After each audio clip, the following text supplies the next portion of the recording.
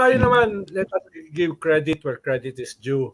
No? Celebrate natin yung pagkakahuli sa isang pugante na mahigit 1 buwan nang nawawala. No? Hindi natin alam na wala na pala sa bansa.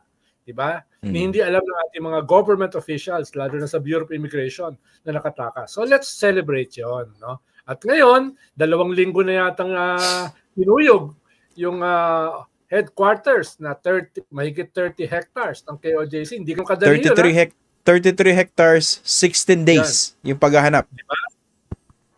At least, i-celebrate din naman natin. Lalo na, seryoso yung mga kaso. Si Alice Goo, anong mga kaso niya? Human trafficking, money laundering, falsification of public documents, etc. Ito ay human trafficking, money laundering, rape, pedophilia, etc. No? Mga seryosong kaso to, hindi to mga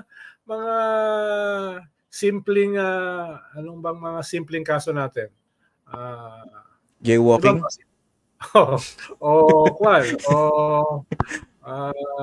Intelligence funds, no? Yan, hindi yun, mga simple yun, no? Yung wala yun. Si Alan nanonood, confirmed, sumuko daw. Okay. Sige, yun lang naman. Wala na kami duda, inanonsa naman ni doon nung una lumabas yan, sabi ko, nahack kaya si Secretary Abalos. Hindi naman siguro siya nahack, no? Mahirap na Pero confirm naman. Pero kasi, miski si General Torre, walang detalye, di ba? Doon sa interview sa kanya, hindi rin niya alam. Very professional si General Torre. Nakita mo naman yung pagharap niya doon sa hostile Senate hearing, di ba? 3 senador. Hostile ba yun? Mga defender ni Kibuloy. At least yung mga yun, defender talaga. Walang walang pag-aalinlangan. Tapos nandun yung mga alipores. No? Nandun si Badoy, sangkatutak na non-sequitur. Yung binabato kay General Torre. Nandun si learned na abogado, si Torion. No? Nandun si Mayor Baste. Ang daming ganun. Nag-picture pa sila after nung hearing. Nakita mo ba yun?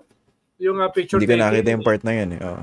Ni Tigong, ni Bongo, ni Robin Padilla, at saka ni Bato. Nag-picture taking pa sila sa Davao. So talagang medyo nag-fail sila na kuyugin si General Torre.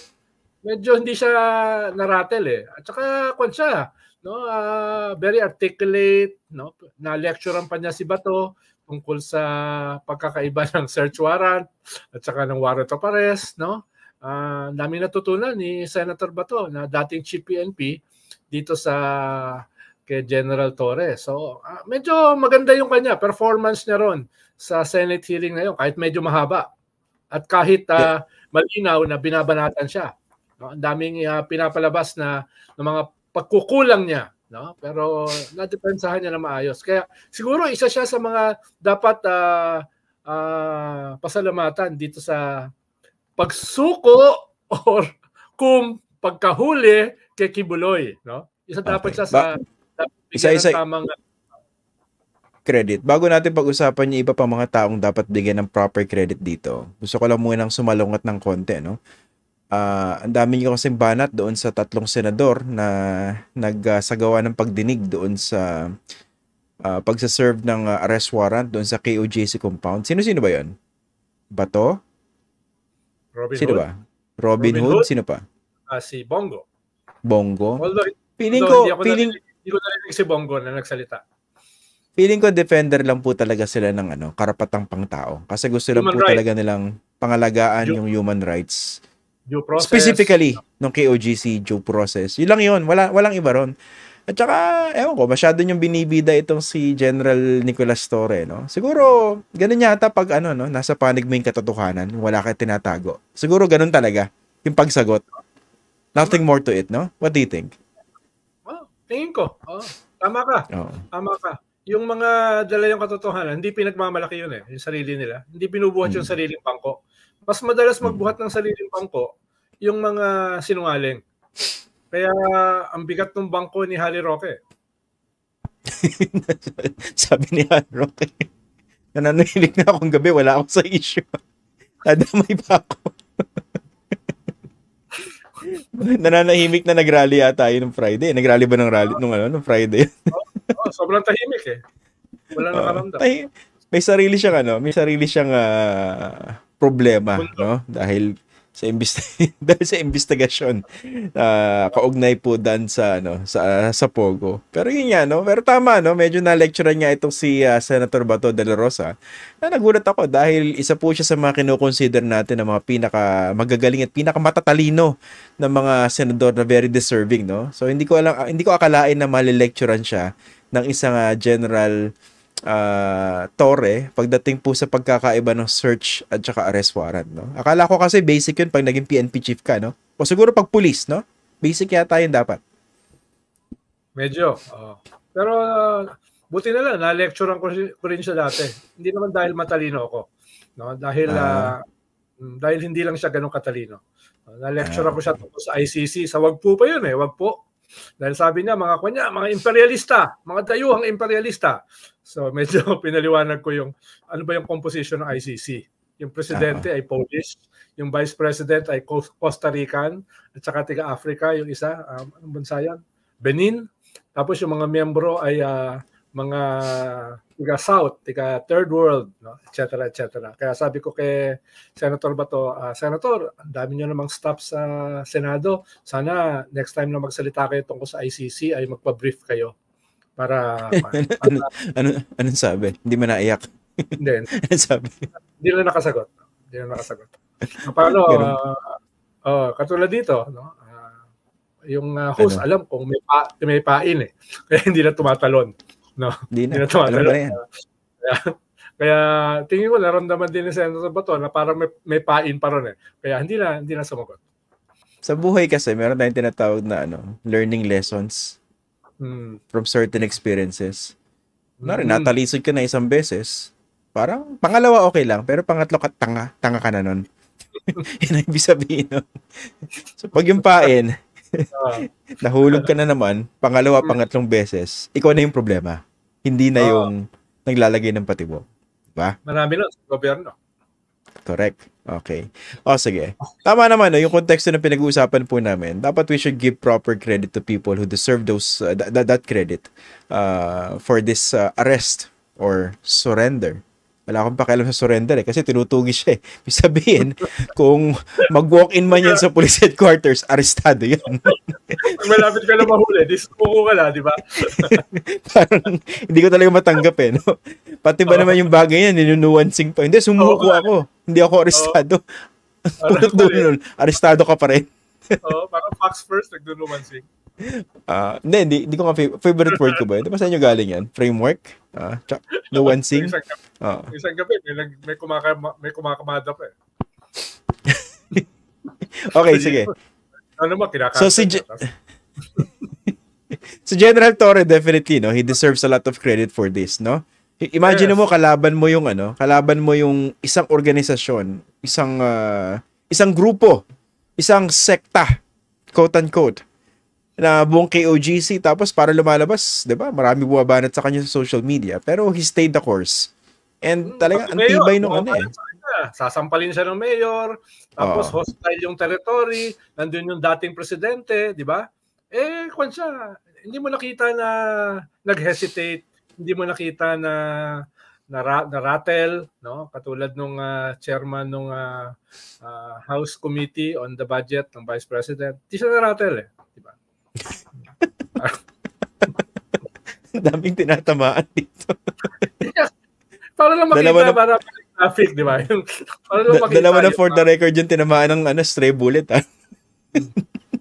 Dalawa na. Sino pa ba? Hindi ko na-expect Mabait ako, birthday ni Mama Mary, tapos linggo-linggo. Okay, dalawa na po for the record yung mga those who are keeping track of the conversation. Dalawa na po yung tinatamaan ng stray bullet, okay? Dalawa na. Okay.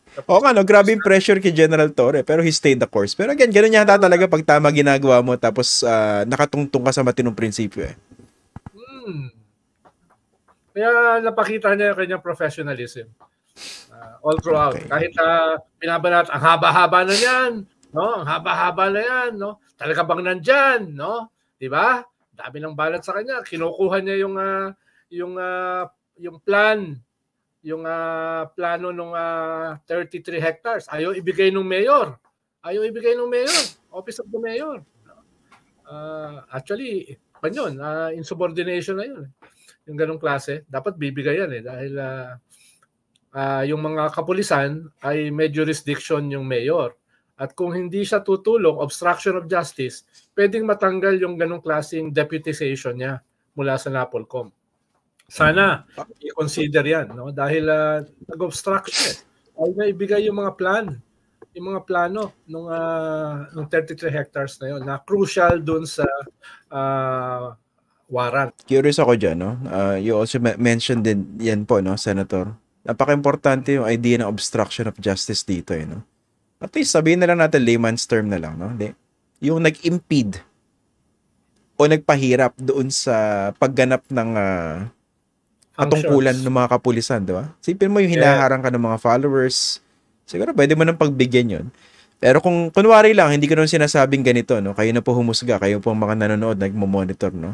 Parang may ilang mga personalidad na para bang sinisikap na i-delay o pigilan o pahirapin yung pagpasok ng pulis doon sa compound, no? Hindi ko sinasabing yung hearing na yon that was intended to do that, no? Hindi ko sinasabi yon, di ba? Pero mas naging madali siguro yung pagpapatupad ng batas, yung pag-serve ng arrest warrant kung nagkaroon ng cooperation, no? Instead of impediment. Yun lang. Tapos dagdag pa dyan, naglabas yung korte sa Davao ng TPO. Pero hindi siya naratel. Hindi niya pinaalis yung mga pulis. Hindi niya tinigil yung paghahanap. Baka yung iba doon maratel Teka, korte na. Naglabas ng TPO. Baka yung iba nga, hindi pa maunawaan kung ano ibig sabihin ng TPO. No? Pero patuloy pa rin niya. Tapos TV station ba yun? Tapos dumating yung Vice President. Diba? Malinaw na pagsuporta kay Kibuloy tsaka sa kay OJC. Pero wala lang, tuloy lang. Tuloy lang. Tapos yung mayor, even before na nangyari yan, malinaw, hostile sa kanya. Sasampalin siya, di ba? Yun yung sinabi publicly. Anong sabi niya? Gawin nyo na lang po. Huwag na kayo manakot. Di ba? Sabi niya gano'n. Kailangan pa niya. Parang... Pero tuloy pa rin siya. No? Kaya one of the few times na bibilib ka rin di ba? Nakita mo naman yung hearing na yung alleged rape victim ay in-specify niya ano nangyari. At siya ay hindi isang outsider. Siya ay miyembro nung KOJC. Kaya medyo mas mahirap na ikaw ay dating miyembro, bata ka nagsimula, no? Tapos nung ikaw ay inabuso sexually, ay bata ka pa, tapos babalikan mo isa-isa yon, no? Yung ano nangyari hanggang very specific pati yung toothbrush, no, nung ginamit mo do sa kwarto. Ibig sabihin, hirap magsinungaling lang ganun ka-specific yung testimony, di ba? So, yun yung una, yung mga nagtestigo, yung hardinero na nakita yung si Kibuloy na nagbibigay ng mga barel doon kay former President Digong, Vice President Sara, no?